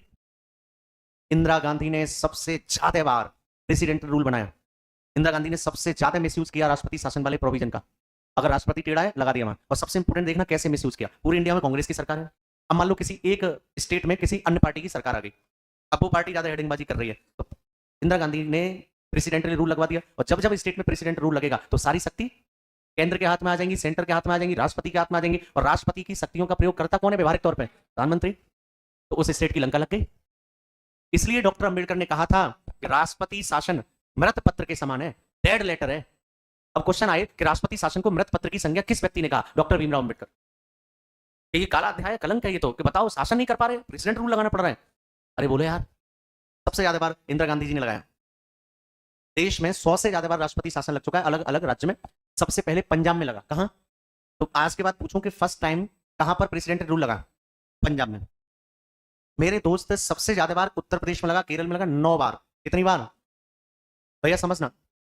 और प्रेसिडेंट रूल का दूसरा प्रोविजन है कि अगर स्टेट की गवर्नमेंट संवैधानिक तरीके से शासन ना चला पा रही हो, संविधान के अनुसार ना चल रहा हो, जैसे मैं यूपी से हूं तो यूपी में संविधान के अनुसार अगर शासन ना चल रहा हो, यूपी में बलात्कार बढ़ जाए, यूपी में जो लॉ एंड ऑर्डर है वो पूरी तरह फ्लॉप हो जाए, चोरी डकैती हत्या हो रही है और स्टेट गवर्नमेंट फेल हो इसे संभालने में, तो फिर सेंट्रल गवर्नमेंट उस स्टेट में क्या लगा सकती है? राष्ट्रपति शासन। और जब जब राष्ट्रपति शासन लगेगा सारी शक्ति किसके पास आ जाएंगी? केंद्र के पास। और फिर उस राज्य का शासन केंद्र सरकार चलाएगी। फिर वहां यूपी पुलिस की नहीं चलेगी, सेंटर फोर्स की चलेगी। फिर यूपी का बजट यूपी की सरकार पेश नहीं करेगी, सेंट्रल सरकार। फिर यूपी के बारे में कानून उत्तर प्रदेश सरकार नहीं बनाएगी, सेंट्रल गवर्नमेंट बनाएगी। अरे बोलो ना, सिंपल सा कंसेप्ट। तो पहला प्रश्न, आर्टिकल 356 में राष्ट्रपति शासन है, ये कोई एक राज्य या एक से अधिक राज्यों में लगता है, ये पूरे देश में नहीं, पूरे देश में नहीं लगता। इसको कैबिनेट के कहने पर राष्ट्रपति लगाता है, घोषणा करता है, सारी शक्ति केंद्र के हाथ में आती है। अभी तक सबसे ज्यादा बार मणिपुर या केरल और यूपी में 9 बार, पहली बार पंजाब में, सबसे ज्यादा बार इसका यूज किया इंदिरा गांधी ने। ध्यान में रखना मेरे भाई। ईपी सिंह एक ऐसे प्रधानमंत्री रहे जिनने कोई भी राष्ट्रपति शासन नहीं लगाया। ये सारे फैक्चुअल इन्फॉर्मेशन है कुछ। अब देखो एक और कंसेप्ट, प्रेसिडेंट रूल की घोषणा हुई तो शुरू में ये कितने मंथ तक लागू रहेगा? 2 मंथ। अब देखा 2 महीने में उस स्टेट की कंडीशन नॉर्मल नहीं हुई तो फिर पार्लियामेंट बैठेगी और पार्लियामेंट फिर इसे कितने महीने के लिए बढ़ा देगी? 6 महीना। फिर देखा फिर भी स्टेट की स्थिति नहीं हुई, फिर कितना? 6 महीना और डॉट डॉट डॉट डॉट बेटा 3 ईयर। अब कंसेप्ट जानना, किसी भी स्टेट में अधिकतम 3 इयर्स के लिए प्रेसिडेंट रूल लगाया जा सकता है। अब ये क्वेश्चन कई बार आया है कि राष्ट्रपति शासन की अधिकतम अवधि क्या है? बोले यार 3 घंटे 3 घंटे 3 आवर्स, समझ रहा था 3 इयर्स 3 घंटे नहीं 3 साल। अभी कोई यहाँ से 3 आवर्स बोले टच कर गया, मैं 3 घंटे कह रहा था तो मैं 3 साल। अरे बोले यार, सिंपल सा कंसेप्ट। पहले रूल ये था पंजाब में 5 साल के लिए लगाएंगे और जम्मू कश्मीर में 7 साल के लिए, क्योंकि जम्मू कश्मीर को आर्टिकल 370 के तहत विशेष राज्य का दर्जा दिया था, स्पेशल स्टेट का। लेकिन आज जम्मू कश्मीर एक यूटीज है, आज जम्मू कश्मीर को स्पेशल स्टेट का दर्जा नहीं है। लेकिन कोई आपसे पूछे कि पहले जम्मू कश्मीर में कितने ईयर के लिए मैक्सिमम लग सकता था, तो इसका आंसर क्या है? ये 7 ईयर। Yes no? तो एक कंसेप्ट तो बचा ये। अब आ जाइए तीसरे कंसेप्ट में, और तीसरे कंसेप्ट का नाम है राष्ट्रीय आपातकाल। राष्ट्र का मतलब क्या है? व्हाट इज द राष्ट्रीय, व्हाट इज द नेशनल? भैया मैं बस इतने बताऊं, what you mean by Nations? राष्ट्र का मतलब क्या है? नहीं आ रहा कोई दिक्कत नहीं, लेकिन जो आ रहा है वो बताओ। नहीं बता पा रही मैम आप? मैम आप मुस्कुराते ही रहोगे कि बताओगे भी? हैं? 1 मिनट भैया, क्या? मैं तुमसे बात ही नहीं कर रहा, उनके सामने तुमसे बात करूंगा? हाँ मैम बताएं। नो प्लीज, मैं गोली मार लूंगा अपने। हाँ मैम, इसका अपना एक फ्लैग हो, और कोई पीछे वाले डार्लिंग्स कोई और? डार्लिंग मतलब प्रिय, ज्यादा टची ना हो। किस सर ने मुझे डार्लिंग बोला? राक्षस नहीं तो बोलूंगा नहीं। कोई हमारा राक्षस भैया?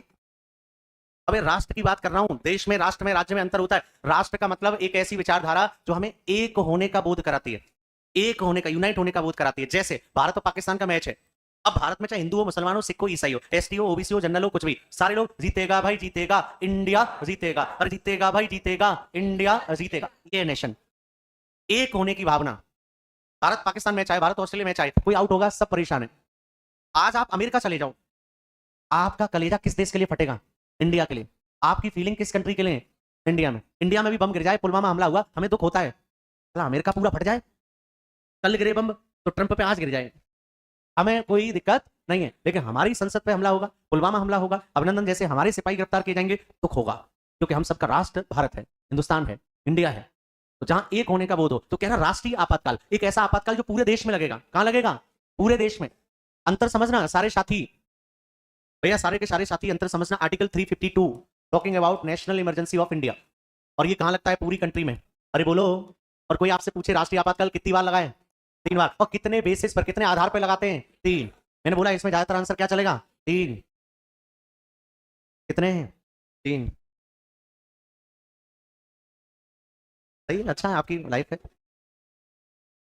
चलिए कोई बात नहीं। नेशनल इमरजेंसी कितने टाइप की है? 3। बढ़िया। कितने बेसिस पे लगाए हैं? 3। अब समझो, नेशनल इमरजेंसी कब कब लगता है?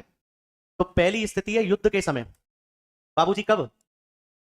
भारत पाकिस्तान युद्ध हो गया, भारत चीन युद्ध हो गया, भारत ऑस्ट्रेलिया युद्ध हो गया, पूरी तरह लड़ाई हो रही है, वॉर के समय। अब मान लो भारत पाकिस्तान का युद्ध हो गया, पाकिस्तान ने बम फेंक रखे हैं, पहला बम दिल्ली में गिरा, क्योंकि ऐसे कर देगा पाकिस्तान तो यहीं गिरेगा, बगल में ही है, समझना। तो उस वक्त पढ़ाई करेंगे कि हम लोग बाकायदा इमरजेंसी सिचुएशन देखेंगे, इसलिए तुरंत अनाउंसमेंट होगा कि भारत में राष्ट्रीय आपातकाल की घोषणा की जाती है। घोषणा करेगा कौन? अरे अनाउंसमेंट करेगा कौन? प्रेसिडेंट। किसके कहने पर? कैबिनेट के। क्या राष्ट्रपति अपनी मर्जी से करेंगे? नहीं।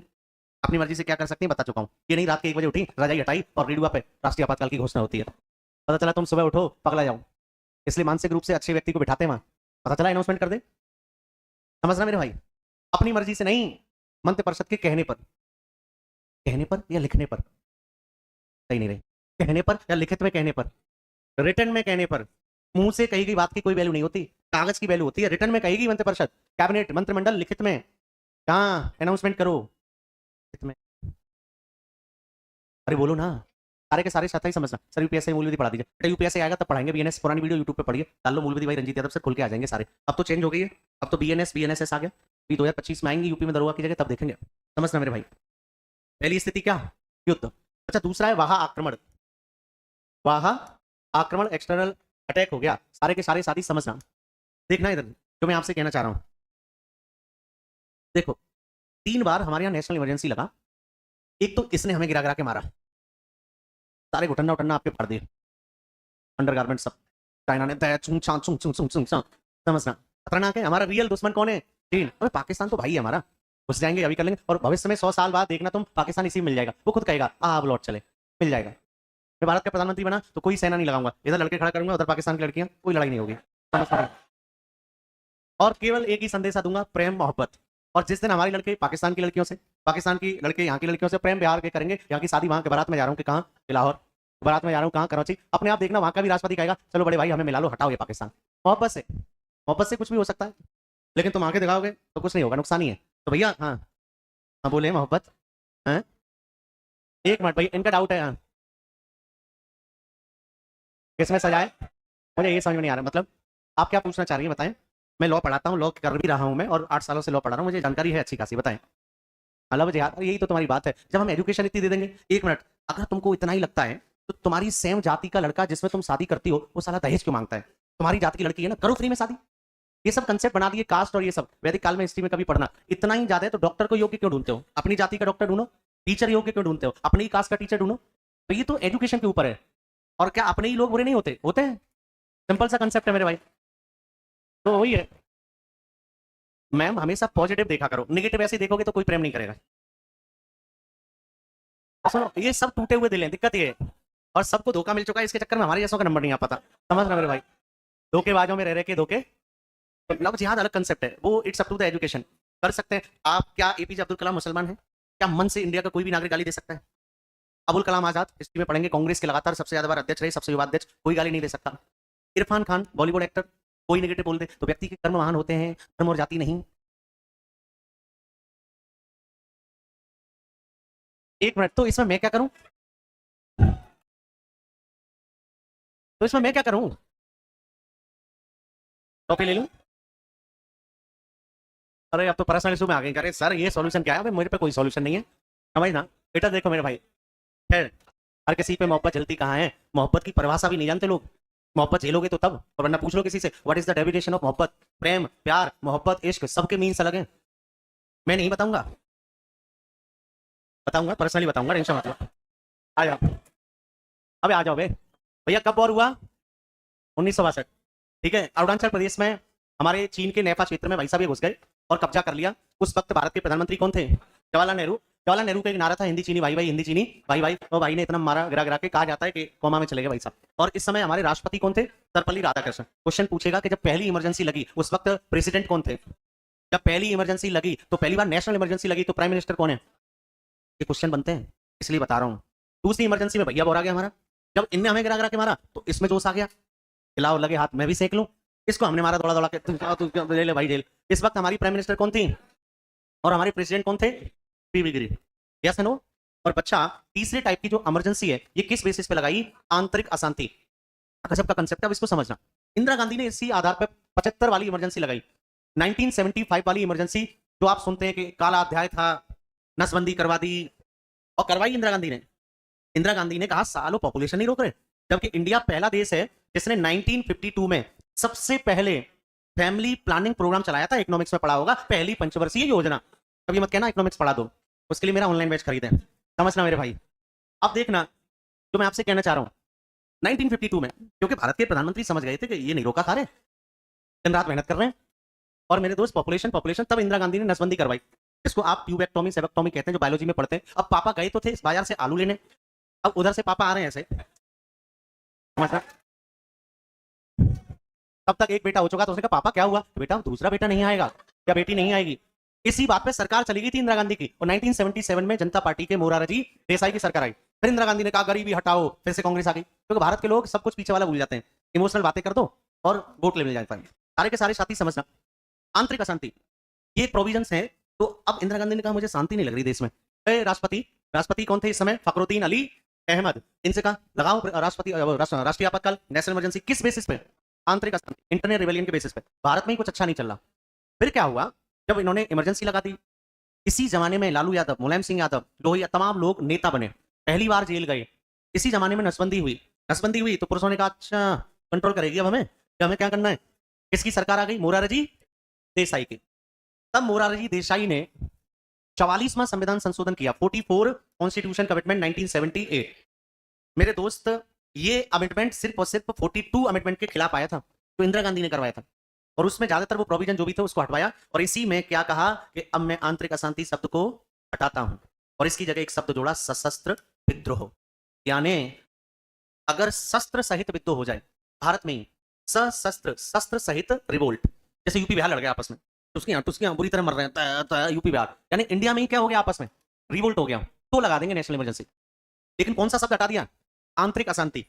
अब ऐसे मान लो कुछ हो गया तो तुरंत राष्ट्रपति कहेगा क्यों लगाया है, अशांति सी लग रही थी। तो इसका मिसयूज होगा कि नहीं होगा, तुरंत किस आधार पर लगाया है, अशांति के आधार पर लगाया है। अब पटना में अशांति है, लगा दे क्या, छोटी छोटी बातों पे। तो सिंपल सा कंसेप्ट है, 44 अमेंडमेंट से इसको हमने हटा दिया, ध्यान में रखना है। देखो भैया, ये कंसेप्ट तो ये हो गया जो आपको जानना है, यस नो। तो देखो, कोई आपसे पूछे नेशनल इमरजेंसी कितने साल का, नेशनल इमरजेंसी कितने समय के लिए लगता है, बोलो अनलिमिटेड, यानी अनिश्चित काल के लिए, इसकी भी कोई निश्चित समय सीमा, लेकिन राष्ट्रपति शासन की है कितने साल, 3 साल। बाकी फाइनेंशियल इमरजेंसी, नेशनल इमरजेंसी की कोई सीमा। आपको ये पता होना चाहिए कब कब लगा, किस बेसिस पे लगा, उस समय प्राइम मिनिस्टर कौन था, उस समय प्रेसिडेंट कौन था, यस नो। तो बेटा, युद्ध, महाआक्रमण और सशस्त्र विद्रोह, 3 आधारों पर ये लगता है आज। लेकिन मूल संविधान में, इन ओरिजिनल कॉन्स्टिट्यूशन, सशस्त्र विद्रोह की जगह शब्द क्या था, आंतरिक अशांति, यस नो। सिंपल सा कंसेप्ट, अरे बोलो ना। चलिए, ये प्रेसिडेंट का कंसेप्ट हुआ। अब समझना, प्रेसिडेंट के बाद क्या आता है। तो देखो, मैंने उस दिन बताया था कि आर्टिकल 52 से 62 तक किससे रिलेटेड प्रोविजन है, प्रेसिडेंट। अब देखो 62 के बाद क्या आया, 63। अब 63 से 73 तक किससे रिलेटेड है, उपराष्ट्रपति, वाइस प्रेसिडेंट। आर्टिकल 62 में एक चीज लिखी है कि जब जब प्रेसिडेंट अनुपस्थित होगा तब वाइस प्रेसिडेंट प्रेसिडेंट के तौर पर कार्य करेगा, और ये प्रेसिडेंट तब तक नहीं हटेगा जब तक कि नया प्रेसिडेंट नहीं बन जाता। देखो मेरे भैया, आर्टिकल 63 कह रहा है कि भारत का एक क्या होगा, उपराष्ट्रपति, shall be one vice president of India. उपराष्ट्रपति एक या अनेक, तो भाग, तो पार्ट 5। इस आर्टिकल में वाइस प्रेसिडेंट है 63। नेक्स्ट देखो, अब सारे साथी समझना, इस पद को हमने क्यों बनाया। जब भी ये शब्द मिल जाया करे उप, समझ जाओ इसकी कोई वैल्यू नहीं है। मॉनिटर, सब मॉनिटर, प्रिंसिपल, वाइस प्रिंसिपल, राष्ट्रपति, उपराष्ट्रपति, अध्यक्ष, उपाध्यक्ष, सभापति, उपसभापति, ये कोई वैल्यू नहीं, ऐसे ही बना दिया। अब क्यों बनाया, तो मान लो प्रेसिडेंट है, अब इसको कुछ हो जाए, कोई मार जाए, ये भाग जाए, मान लो मुर्मू जी भाग गई किसी के साथ, मान लो अफ्रीका के राष्ट्रपति के साथ भाग गई, हो सकता है, क्या दिक्कत है, हुआ तो लगा हमारे देश की बेइज्जती होगी, लेकिन हो तो सकता ही है ना। अरे यार, क्या पता हार्मोन जाग जाए, समझना मेरे भाई, भाई हो तो कुछ भी सकता है। सारे साथी समझना, प्रेसिडेंट मर गया, प्रेसिडेंट भाग गया, कुछ भी, किसी भी कारण से प्रेसिडेंट का पद खाली है, तो तुरंत कौन आएगा, वाइस प्रेसिडेंट। तो ये पोस्ट हमने सिर्फ इसलिए बनाई कि भाई साहब को दस्त हो जाए, भाई साहब को एड्स हो गया, भाई साहब को कैंसर हो गया, भाई साहब को कोई उठा ले गया, इन्हें मर गए, तो वाइस प्रेसिडेंट प्रेसिडेंट के तौर पे कार्य करेगा। उसको हम कहते हैं कार्यवाहक राष्ट्रपति। प्रॉपर राष्ट्रपति नहीं है, कार्यवाहक है, एक्टिंग है, प्रिंसिपल नहीं होते, तो एक्टिंग प्रिंसिपल के तौर पे दूसरा कोई व्यक्ति आता है। अब समझना, अब जो प्रेसिडेंट है वो सही सलामत है, बढ़िया है, कोई दिक्कत नहीं है, तो क्या इसको लेटे लेटे खिलाएं, नहीं नहीं, कैसे भी खिलाएं, तो भैया कुछ तो काम करवाएंगे। तो हमने कह दिया, सुन बे वाइस प्रेसिडेंट, तू राज्यसभा का सभापति है, तो सुनो मेरे भाई, सारे के सारे, उपराष्ट्रपति राज्यसभा का पदेन क्या होता है, तो भैया उपराष्ट्रपति राज्यसभा का एक्स ऑफिसो चेयरमैन होता है, किसका, राज्यसभा का। ये बात कहां लिखी है, आर्टिकल 64 में। जो भी व्यक्ति भारत का वाइस प्रेसिडेंट बनेगा, समझ जाना वो अपने आप राज्यसभा का सभापति बनेगा। सभी कुत्ते बिल्ली हैं, रंजीत यादव एक कुत्ता है, अतः मैं बिल्ली हूं। अबे तुम्हारी रीजनिंग भी बड़ा वीक है भैया, all dogs are cat, Ranjeet Yadav is a dog, तो मैं कैट हूं। मुझे लग रहा रीडिंग में मैं पढ़ाऊं क्या, भोज पात्रा की नौकरी खा जाऊं क्या, समझना मेरे भाई, पात्रा सर से कहूंगा मैं, अरे मेरे भैया सभी कुत्ते बिल्ली है, मैं एक कुत्ता हूं, तो मैं, तो भैया जब वाइस प्रेसिडेंट राज्यसभा का सभापति होता है तो मैं एक वाइस प्रेसिडेंट हूं, तो मैं अपने आप, मैं एक उपराष्ट्रपति हूं, तो मैं अपने आप राज्यसभा का सभापति हूं। कोई दिक्कत बाबूजी, समझना बड़े इश्क से, कोई दिक्कत नहीं, मोहब्बत में हटा दी। अतः उपराष्ट्रपति स्वतः पदेन सभापति बन जाएगा। अब समझना, व्यक्ति जो कार्य करता है उसको सैलरी उसी की मिलती है। मैं सुहाना ब्यूटी पार्लर चलाता हूं, तो मेरी सैलरी, मेरे केडी कैंपस में ऑनलाइन पढ़ाता हूं, ऑफलाइन अपनी, तो मेरी सैलरी, मैं भटूरे का ठेला लगाता हूं, तो मेरी सैलरी भटूरे के ठेले वाली। तो जब मैं काम राज्यसभा के सभापति के तौर पे कर रहा हूं, राज्यसभा के चेयरमैन के रूप में, तो मेरी सैलरी, सारे साथियों और देश की सबसे बेहतरीन हुस्ने में लिखाओ, उपराष्ट्रपति कभी भी उपराष्ट्रपति का कार्य नहीं करता, नंबर 1, ठीक है नूरजहां। और दूसरी बात कि उपराष्ट्रपति कभी वेतन उपराष्ट्रपति के तौर पे नहीं लेता, वाइस प्रेसिडेंट की सैलरी वाइस प्रेसिडेंट के रूप में नहीं मिलती, वाइस प्रेसिडेंट का मुख्य कार्य वाइस प्रेसिडेंट के तौर पे नहीं होता। वाइस प्रेसिडेंट की सैलरी किसके तौर पे होती है? राज्यसभा के सभापति के तौर पे। मुख्य कार्य भी किसका होता है? राज्यसभा के सभापति के तौर पे। अब अचानक राष्ट्रपति भाग गया किसी और कंट्री में, किसी के साथ, उसे नहीं परवाह अपनी गद्दी की, मोहब्बत में व्यक्ति अंधा हो जाता है। अभी आप ही कह रही थी अच्छे अच्छे पे नहीं झेलती, तो राष्ट्रपति पे भी नहीं झेली और राष्ट्रपति का पद वो भाग गया, तो तुरंत वाइस प्रेसिडेंट भारत का किसके तौर पे कार्य करेगा? प्रेसिडेंट के। तो इसको सैलरी अब प्रेसिडेंट वाली। अब काम जब प्रेसिडेंट का कर रहा है, काम जब राज्यसभा के सभापति के रूप में कर रहा है, तो सैलरी भी राज्यसभा के सभापति। Getting my point? सारे साथी पीछे वाले हमारे साथी समझ पा रहे हैं भैया? पीछे भैया मोबाइल देख रहे हो यार आप लोग तो मैं फिर कह रहा हूं वाइस प्रेसिडेंट को सैलरी वाइस प्रेसिडेंट के तौर पे नहीं मिलती, वाइस प्रेसिडेंट का कार्य वाइस प्रेसिडेंट के तौर पे नहीं होता, इसको सैलरी राज्यसभा के सभापति के तौर पे मिलती है, इसका कार्य भी राज्यसभा के सभापति के तौर पे। और जब प्रेसिडेंट का पद खाली हो तो वाइस प्रेसिडेंट एक्टिंग प्रेसिडेंट बनता है और उसको सैलरी भी। और रूल है कि मजा कभी लंबे समय तक नहीं होता, तो ये मजा अधिकतम कितने महीने लेगा? 6 महीने प्रेसिडेंट के रूप में मजा लेगा राष्ट्रपति भवन में। बोलो ना, सिंपल सा खेल है। तो आर्टिकल 89 में वाइस प्रेसिडेंट राज्यसभा का पदेन सभापति होगा। उपराष्ट्रपति की योग्यताएं, अब आप में से कोई बंदा कैसे उपराष्ट्रपति बने? तो सबसे पहले भारत का नागरिक हो, should be a citizen of India, न्यूनतम 35 वर्ष की आयु हो। अब अंतर देखो प्रेसिडेंट और वाइस प्रेसिडेंट में। वाइस प्रेसिडेंट बनने के लिए राज्यसभा के सदस्य बनने की, मेरे दोस्त, सदस्य हो या योग्यता हो, यानी एलिजिबिलिटी होनी चाहिए राज्यसभा के सदस्य के तौर पे, ना कि सदस्य हो। अब अंतर देखना, प्रेसिडेंट बनने के लिए लोकसभा के सदस्य की योग्यता और वाइस प्रेसिडेंट बनने के लिए राज्यसभा के सदस्य की योग्यता। ये राज्यसभा के सदस्य की योग्यता क्यों ली? क्योंकि राज्यसभा का पदेन सभापति होता है। अरे बोलो ना, कोई दिक्कत है? अब देखो, क्या कोई विदेशी वाइस प्रेसिडेंट बन जाएगा? मैं पहले अफ्रीका का नागरिक था, फिर मैं भारत का नागरिक बन गया, आज भी मैं भारत का नागरिक हूं, क्या भारत में वाइस प्रेसिडेंट बन सकता हूं? जन्म से नागरिक होना अनिवार्य। लेकिन अमेरिका में कोई व्यक्ति तभी प्रेसिडेंट यही बनता है जब वो जन्म से नागरिक हो। मैं अब अमेरिका की नागरिकता ले लूं, वहां का बहुत बड़ा आदमी बन जाऊं, तब भी मैं जीवन में अमेरिका का राष्ट्रपति नहीं बन सकता। मैं क्यों जाऊं? यहीं रहूंगा, क्या दिक्कत है? तो एक कंसेप्ट तो ये है। तो मुस्कुरा लें कि गुन्ना कहीं देखते रहोगे, तो मुस्कुराइए, मोहब्बत का मतलब भी समझा दूंगा। भैया लाभ के पद पर ना हो, लाभ के पद पर ना हो। ऑफिस ऑफ प्रॉफिट, कल बताया था, सरकारी नौकरी लाभ के पद में आती है। या तो इस्तीफा दो तब इलेक्शन लड़ोगे, वरना नहीं। भैया एक और कंसेप्ट है, वाइस प्रेसिडेंट बनने के लिए मेंबर ऑफ पार्लियामेंट ना हो, वाइस प्रेसिडेंट बनने के लिए MLA, member of legislative assembly ना हो, तो एमपी या एमएलए ना हो। अब अंतर देखो प्रेसिडेंट और वाइस प्रेसिडेंट में। प्रेसिडेंट बनने के लिए प्रपोजल कितने लोग ला रहे थे, उस पर परमिशन कितने दे रहे थे? बट वाइस प्रेसिडेंट बनने के लिए और अनुमति देने वाले, अब कई लोगों को प्रस्तावक और अनुमोदक में अंतर नहीं समझ में आ रहा होगा। भैया प्रस्तावक का मतलब जो आपके साथ प्रस्ताव ला रहे हैं। मैंने आप में से किसी एक दोस्त से कहा कि यार फलानी लड़की मुझे बहुत पसंद है, उन्होंने कहा अरे सर हम साथ हैं चलो। अब 5 लोग मेरे साथ प्रस्तावक बन गए कि चलो सर आपका प्रस्ताव लेके हम चल रहे हैं, तो लड़की मेरे को पसंद है, 5 कलुआ मेरे साथ आ गए। अब ये प्रस्ताव ला रहे हैं कि हम साथ हैं। अब इस प्रस्ताव पर 5 ही लोगों ने अपनी क्या दे दी?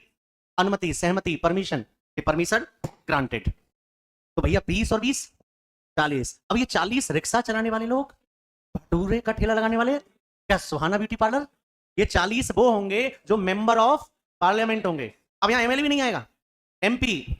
ध्यान में रखना मेरे बच्चे, अगर वाइस प्रेसिडेंट प्रेसिडेंट के पद पर चला जाएगा तो उस टाइम पर राज्यसभा का सभापति कौन रहेगा? अरे भैया उपसभापति रहेगा, चेयरमैन, वाइस चेयरमैन। राज्यसभा में सभापति उपसभापति होते हैं, सभापति नहीं है उपसभापति आएगा। उपसभापति को भी 10 हो गए तो राज्यसभा का कोई सीनियर व्यक्ति, उसको भी 10 हो गए तो 10 लोगों की एक टीम बना देते हैं, वो भी किसकी? राज्यसभा के लोगों की। वो बैठेंगे। किसी के जाने आने से दुनिया नहीं रुकती, रूल है सोनरीटा, ध्यान में रखना। इसलिए किसी एक के लिए जान नहीं देनी है कि नहीं सर अब मैं क्या करूंगी, कोई दिक्कत नहीं। ये नहीं कि कुआं में डूब जाऊंगी, कुआं में डूब जाऊंगी, ऐसे नहीं करना, पढ़ना है सिर्फ। चलिए मेरे दोस्त, अरे बताइए कितने कितने लोग चाहिए? ये मेंबर ऑफ पार्लियामेंट। भैया अब देखो भैया नेक्स्ट कंसेप्ट, अगर आपको टोटल वोट का 1/6 नहीं मिला तो आपकी जमानत राशि जब्त हो जाएगी। बाबूजी जमानत राशि कितनी? यस नो, सिंपल सा कंसेप्ट। फिर देखिएगा मेरे बच्चे, जो मैं आपसे कहना चाह रहा हूँ, जो मैं कहना चाह रहा हूँ सुनिए। उपराष्ट्रपति के इलेक्शन में कौन वोट डालेगा? Who will be participate in the election of vice president? तो देखो क्या लिखा है, संसद के सभी सदस्य, ऑल मेंबर ऑफ पार्लियामेंट। और ऑल में कौन आ गए? निर्वाचित, इलेक्टेड। कौन आ गए? मनोनीत। अब अंतर समझना, प्रेसिडेंट के इलेक्शन में नॉमिनेटेड संसद के सदस्य पार्टिसिपेट, पहला अंतर। दूसरा डिफरेंस, वहां एमएलए पार्टिसिपेट कर रहे थे लेकिन वाइस प्रेसिडेंट में एमएलए वोट नहीं डालते। इनका भी तरीका इनडायरेक्ट होता है, तो वाइस प्रेसिडेंट के इलेक्शन का तरीका इनडायरेक्ट। मैंने कल आपको कंसेप्ट बताया था कि तुम जैसा जहां वोट डाल ले समझ जाना वो डायरेक्ट है, और तुम जहां वोट नहीं डाला हो या ना डाल पाओ तो समझ जाना। तो क्या तुमने वाइस प्रेसिडेंट के इलेक्शन में वोट डाला तो कैसा हो गया? और क्या बताया था, तुम्हारी नीला नीला लगे तो समझ जाना डायरेक्ट है। क्या वाइस प्रेसिडेंट में नीला नीला लगा तो कैसा है? इनडायरेक्ट। हाँ हाँ नीला नीला, और क्या। अब हमारा क्वेश्चन सही होना चाहिए चाहे हम कैसे भी पढ़े, क्यों? ये नहीं रट्टा मार रही है अब लुढ़क गए, समझना मेरे भाई। चीजें कैसे होंगी? गुप्त मतदान। मतदान कैसे होगा? यानी बिना किसी को वोट दिखाए वोट डालोगे? अरे बोले यार, इनडायरेक्ट या डायरेक्ट? जनता या जनता के द्वारा चुने गए प्रतिनिधि, एमपी या एमएलए, ऑल या नॉमिनेटेड, यस नो? सिंपल सा कंसेप्ट देखेगा मेरे भाई। तो वाइस प्रेसिडेंट का इलेक्शन भी क्या है? अच्छा, इसके कारण नहीं है क्या? मक्खी को मक्खा मिल नहीं रहा मुझे लग रहा है। समझना सारे साथी, तो ये भी रंजीत यादव के पास ही आ रही है। समझना मेरे भाई। आर्टिकल 69, अरे बोले हैं जानवरों से प्यार करना चाहिए, फंडामेंटल ड्यूटी है। बताया था कि तुम्हें पशु बलि ये नहीं करनी, तो मैं तो कर्तव्य में आ रहा हूँ मक्खी के प्रति। अगर मक्खा ना हो तो फिर मैं ही हेल्प करूँ। समझना मेरे भाई। भैया उपराष्ट्रपति की शपथ, ओथ ऑफ वाइस प्रेसिडेंट। बाबूजी, उपराष्ट्रपति को शपथ भारत का राष्ट्रपति दिलाएगा, मुर्मू जी दिलवाएंगी इन्हें क्या? बोलो यार। तो भैया वाइस प्रेसिडेंट की ओथ किसमें है और प्रेसिडेंट की ओथ? अंतर समझ में आ गया? प्रेसिडेंट को ओथ दिलवाएगा, शपथ दिलवाएगा सीजेआई, बट वाइस प्रेसिडेंट को शपथ दिलवाएगा प्रेसिडेंट। कोई दिक्कत? भैया उपराष्ट्रपति का टाइम पीरियड पद ग्रहण की तारीख से, जिस डेट से शपथ ली पद ग्रहण उससे ये। भैया उपराष्ट्रपति ने कहा अब मेरा मन नहीं कर रहा। जगदीप धनखड़ भाई साहब इस समय वाइस प्रेसिडेंट है। अब उनने कहा कि मैं नहीं, अब वाइस प्रेसिडेंट का मन कर रहा क्योंकि मेरी गर्लफ्रेंड केन्या में रहती है। अब वो कह रही है बाबू आ जाओ। तो भैया अपना त्याग पत्र वाइस प्रेसिडेंट किसको देगा? प्रेसिडेंट को। ये इन्हें देंगे और ये इन्हें। कैसी ट्यूब लगा के डर पा रहा है मेरे भाई। मेरा सेशन है ऑनलाइन, हमारा टाइम हो चुका है क्या? ऑनलाइन सेशन है, 1 मिनट ले लेते हैं।